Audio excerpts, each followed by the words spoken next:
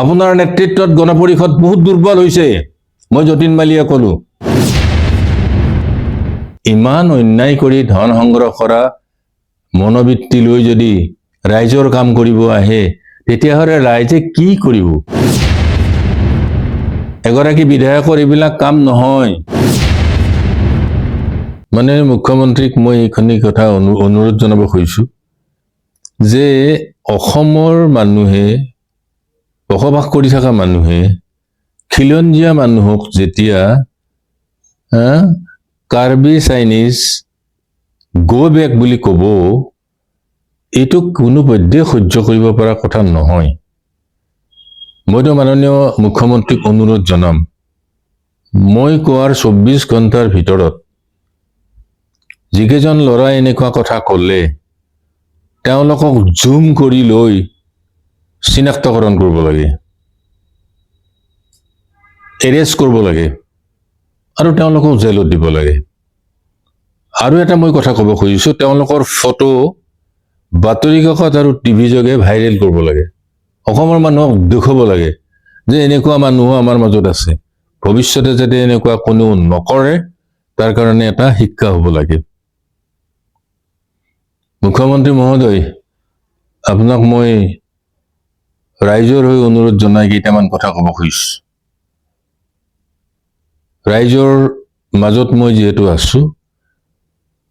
ৰাইজৰ কথোপকথনবিলাক মই শুনি আছো আৰু মই জানিব খুজিছো যিকেইটা কথা আপোনাৰ জৰিয়তে নিশ্চয় সমাধান হ'ব বৰদোৱাৰ মৌজাত স্যাটেলাইট টাউনশ্বিপ গঠন কৰাৰ কাৰণে আপুনি যিটো সিদ্ধান্ত ঘোষণা কৰিছে ৰাইজে বহুত মনত দুখ পাইছে আৰু তেওঁলোকে ষষ্ঠ অনুসূচিত অধ্যায়ৰ ভিতৰত বা ষষ্ঠ অনুসূচিত 6 শিডিউলৰ আণ্ডাৰত তেওঁলোক আছে তো তেওঁলোকৰ মনত দুখ দিয়া কথা আমি নকোৱাটো ভাল পাৰিলে উপকাৰহে কৰিব লাগে গতিকে স্যাটেলাইট টাউনশ্বিপ গঠন কৰাটো বন্ধ কৰিব লাগে আৰু খিলঞ্জীয়া মানুহখিনিক নিজৰ যিখিনি ঠাইত তেওঁলোকে বসবাস কৰি আছে শান্তিৰে থাকিব দিব লাগে আৰু তেওঁলোকৰ প্ৰত্যেককে মাটিৰ পাত্তা দিব লাগে মাটিৰ পাত্তাটো দিব লাগে এইখিনি কথা মই আপোনাক সকলো জনজাতীয় ৰাইজৰ হৈ আনুনাই অনুৰোধ কৰিছো মই আৰু ৰামপুৰত যিটো লজিষ্টিক ৰামপুৰৰ দৰাবিলত যিটো লজিষ্টিক পাৰ্ক গঠন কৰিম বুলি কৈছে এইটো ৰামপুৰৰ অকল ৰামপুৰৰ জনসাধাৰণৰ কাৰণে নহয় মোৰো গাত লাগিছে আমাৰো বৰ দুখ লাগিছে মুকলি ঠাই আমাক লাগিব নহয় মুকলি ঠাই কিয় লাগিব জনসাধাৰণৰ কৃষক ৰাইজৰ সুবিধাৰ কাৰণে মাছমৰীয়াসকলৰ সুবিধাৰ কাৰণে জীৱ-জন্তু ৰক্ষণাবেক্ষণৰ কাৰণে আমাৰ দায়িত্ব সকলোৰে আছে তাত লজিষ্টিক পাৰ্ক গঠন কৰা সিদ্ধান্তটো সোনকালে যাতে আপুনি বন্ধ কৰে তাৰ কাৰণে মই আপোনাক হানুনাই অনুৰোধ জনাইছো আৰু পলাশবাৰী যিখন পাৰ্ক হৈছে চিলড্ৰেন পাৰ্ক সেই পাৰ্কখনৰ ওপৰত মানুহৰ নানা কথা ঘাটে বজাৰে দোকানে মানুহে আলোচনা কৰে যে যিমান পইচা চেংচন হৈছিল সিমান পইচা হেনো তাত খৰচ কৰা হোৱা নাই মানুহে সকলোও জানা হৈছে এই বিষয়টোত মোৰো নিজে দৃষ্টিগোচৰ হৈছে আৰু বিষয়টোৰ ওপৰত চাব লাগে যে সঁচাকৈ কিমান টকা চেংচন হৈছিল আৰু কি খৰচ কৰিলে এই কথাবিলাক এটা ডিসি লেভেলৰ তদন্ত কৰি সোনকালে অন্তত 15 দিন মানৰ ভিতৰত ৰাইজক জানিব দিব লাগে কাৰণ মানুহে পলাশবাৰী সমষ্টিৰ মানুহ বহুত সচেতন এইসকলে এই কথাখিনি জানিব খুজিছে মুখ্যমন্ত্ৰী মহোদয় অতি দুখেৰে ক'ব লগা হৈছে যে মই ভাবো অসমৰ যিমান সাৰ্কুল অফিচ আছে তাৰে ভিতৰত বোধহয় পলাশবাৰী সাৰ্কুল অফিচটোৱে আটাইতকৈ বদনামী সাৰ্কুল অফিচ ইয়াত ৰাতিপুৱাৰ পৰা আবেলি 5টালৈয়ে ধৰক মানুহত বেলেগ কাম কাজ বেছি নাই, কেৱল মাটিৰ দালালৰ অত্যাচাৰত সাধাৰণ ৰাইজ অহা যোৱাটো বন্ধ হৈছে। আপুনি লক্ষ্য কৰিলে বা যদি আপুনি চাই দেখিব, এইটো বৰ দুখৰ কথা হৈছে। কেৱল দালাল ৰাইজ, অৱশ্যে জনপ্ৰতিনিধিও যদি এই কামত লাগিছে তেতিয়াহ'লেতো আৰু উপায় নাই। কেনেকৈ সমাধান কৰা যায় এই দায়িত্বটো আপোনাৰ ওপৰত। আপুনি চাব, পলাশবাৰী সমষ্টিৰ এই চাৰ্কুল অফিচটোত আমাৰ শুনামতে যিবিলাক আমাৰ একচনা মাটি, চৰকাৰী মাটি, সেইবিলাকক ধুমধাম নামজাৰি হৈছে এই কেইবছৰটোত। এইটো ভাল কথাৰ ভিতৰত পৰা নাই বুলি মই ভাবোঁ। সেইকাৰণে আপুনি এটা তদন্ত আৰম্ভ কৰিব লাগে চাৰ্কুলটোৰ ওপৰত, আৰু সকলো মণ্ডলক including circle officer, office staff সকলোকে এবাৰ আপুনি ইয়াৰ পৰা বদলি কৰি আপোনাৰ চিন্তামতে সুদক্ষ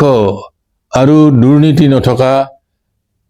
মানুহক মণ্ডল হিচাপে আনিব লাগে, চাৰ্কুল অফিচাৰ হিচাপে আনিব লাগে, ষ্টাফ হিচাপে আনিব লাগে।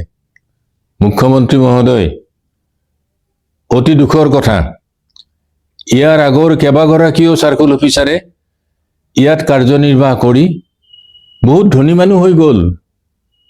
সেইবিলাক খবৰ মোৰ আছে। মই এইটোৱে ভাবোঁ, চৰকাৰে আমি কিয় নেদেখোঁ, চৰকাৰে এই কথাবিলাক কিয় নেদেখোঁ। যিমান কেইজন চাৰ্কুল অফিচাৰ আহিল আগতে, আজিৰ পৰা 5-6 বছৰ আগত,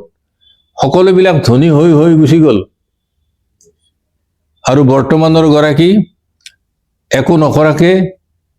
কেৱল এটাই কাম কৰে, সেইটো হ'ল মাটিৰ সম্পৰ্কীয় কাম কাজ। এই কথাবিলাক হ'ব নালাগে। পলাশবাৰী চাৰ্কুলৰ বহুত নাম আছিল আগতে, এই নাম আমি আপোনাৰ জৰিয়তে ঘূৰাই পাব খুজিছোঁ। নিশ্চয় আপুনি ব্যৱস্থা ল'ব। ইয়াৰ পিছত মই এটা কথা ক'ব খুজিছোঁ যে নকৈ নহ'ব, আপোনাৰ মন্ত্ৰীসভাৰ কাৰ্যকাল জানুৱাৰী-ফেব্ৰুৱাৰীৰ পিছত কমি যাব। মই এইকাৰণে কমি যাব বুলি কৈছোঁ, নিৰ্বাচন আয়োগে নিৰ্বাচন ঘোষণা কৰিব বুলি শুনিছোঁ ফেব্ৰুৱাৰীৰ শেষৰ ফালে। তো তাৰ আগমুহূৰ্তত আপুনি কৰিবলগীয়া কামৰ ভিতৰত আৰু এটা মই কওঁ যে এগৰাকী কামৰূপৰ এসময়ৰ DCA, ডেপুটি কমিশ্যনাৰে ৰাষ্ট্ৰীয় ঘাইপথৰ সন্মুখত ওচৰত বঙৰা এলেকাত 2 বিঘা মাটি বেদখল কৰি ৱাল দি বহি আছে। এনেকুৱা কথাটো কেতিয়াও হোৱা নাছিল। এই বিষয়টো আপোনাৰ দৃষ্টিগোচৰ কৰিছোঁ, আৰু যদি মই কোৱাটোৱে সত্য হয় তেতিয়াহ'লে অতি সোনকালে তদন্ত কৰি ব্যৱস্থা ল'ব লাগে বুলি মই আপোনাক অনুৰোধ জনাইছোঁ। এতিয়া মই ক'ব খুজিছোঁ, অতুল বৰা ডাঙৰীয়া, আপুনি অসমৰ মাননীয় মন্ত্ৰী, আপুনি অসম গণ পৰিষদ দলৰ মাননীয় সভাপতি। মই আপোনাক ক'ব খুজিছোঁ অতি দুখেৰে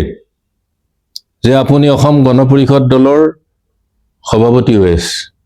অসম চৰকাৰৰ এগৰাকী মাননীয় মন্ত্ৰী হৈ আছে। মই ক'লোৱে কথাখিনি। 10 ডিচেম্বৰত আপুনি শ্বহীদসকলৰ স্মৃতিত,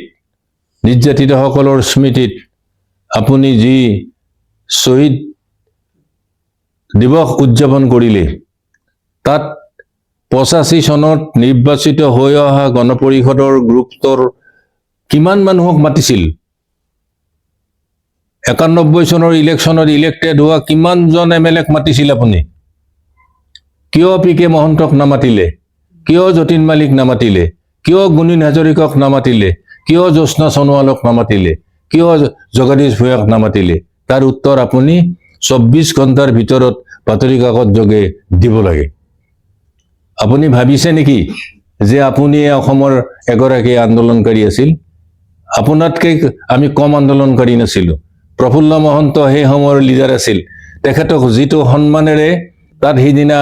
বহুৱাব লাগিছিল, সেইটো আপোনালোকে কৰা নাই। মই জনাত কৰা নাই। কিয় নকৰিলে আপোনালোকে? কিয় নকৰিলে? প্ৰফুল্ল মহন্তক তাত বহুৱাই অসমৰ মানুহক ফটো দেখুৱাব আপোনালোকে নোৱাৰিলে? যতীন মালিক আপুনি নোৱাৰিলে? মই যতীন মালিয়ে 3 বাৰ অসম আন্দোলনত মই কাৰাবৰণ কৰিছোঁ NSAত এবছৰ NSAত 6 মাহ আৰু PD Actত 4 মাহ মোক এবাৰ আপোনালোকে এখন চিঠি দিব নোৱাৰিলে কিয় মই কি অসুবিধা কৰিলোঁ আপোনালোকক আপোনালোকৰ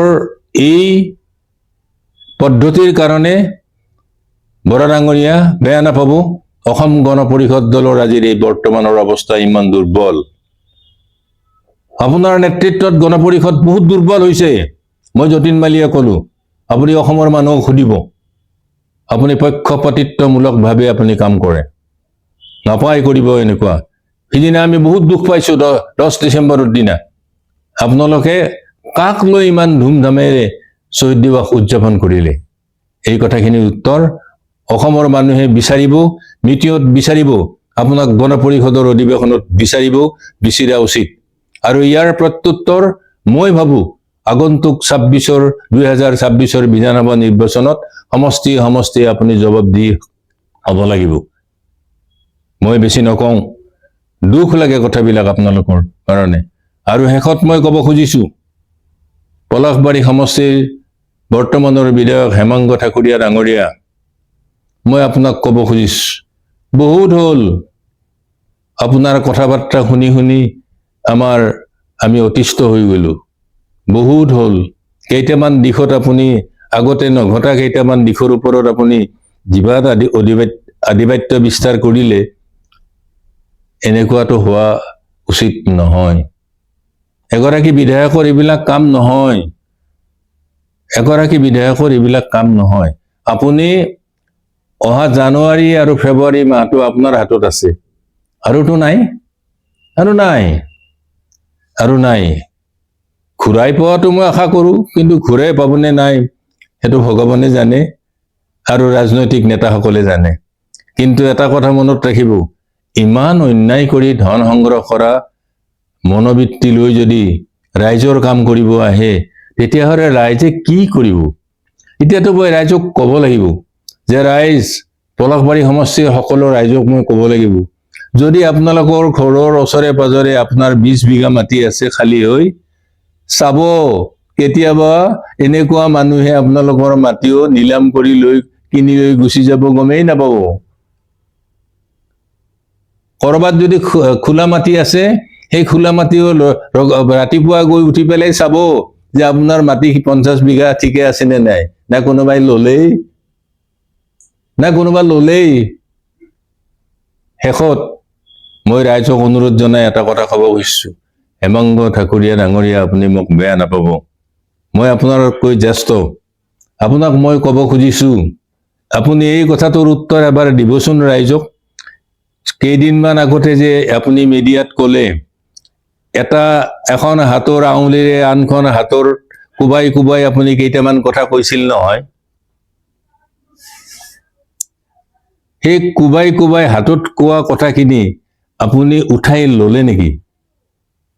আপুনি পাহৰি গ'ল নেকি আপুনি পাহৰি যাব পাৰে ৰাইজে কিন্তু পাহৰা নাই আৰু নাপাহৰে ধন্যবাদ নমস্কাৰ mobile plus physiotherapy wellness and rehabilitation centre দক্ষিণ কামৰূপৰ ব্যৱসায়িক প্ৰাণকেন্দ্ৰ বিজয়নগৰৰ লগতে VIP চক আৰু গুৱাহাটী মালিগাঁও পাণ্ডৱনগৰত থকা তিনিওখন ক্লিনিক বৰ্তমান প্ৰায় 20 বছৰৰ অভিজ্ঞতা পুষ্ট তথা এতিয়ালৈকে প্ৰায় 40,000 ৰোগীক সুস্থ কৰি তোলা ডক্টৰ পল্লৱী নাথৰ তত্ত্বাৱধানত চলি আছে এই ফিজিওথেৰাপি চেণ্টাৰ তিনিটাত বৰ্তমান অভিজ্ঞ ডক্টৰৰ দ্বাৰা যিকোনো জটিল ফিজিওথেৰাপি চিকিৎসাৰ লগতে যিকোনো ৰোগীৰ ঘৰলৈ গৈ চিকিৎসা সেৱাৰ সুব্যৱস্থাও ৰাখিছে আমাৰ ঠিকনা mobile plus physiotherapy wellness and rehabilitation centre opposite Uparhali Bijoynagar SBI branch আমাৰ VIP চকৰ ঠিকনাটো হ'ল VIP চক near VIP bus stop Borjhar Guwahati আমাৰ মালিগাঁও ঠিকনাটো হ'ল চেলাছ 360 physiotherapy and rehabilitation centre Maligaon Pandavnagar Guwahati 12 আমাৰ যোগাযোগ নম্বৰ হৈছে 8011744696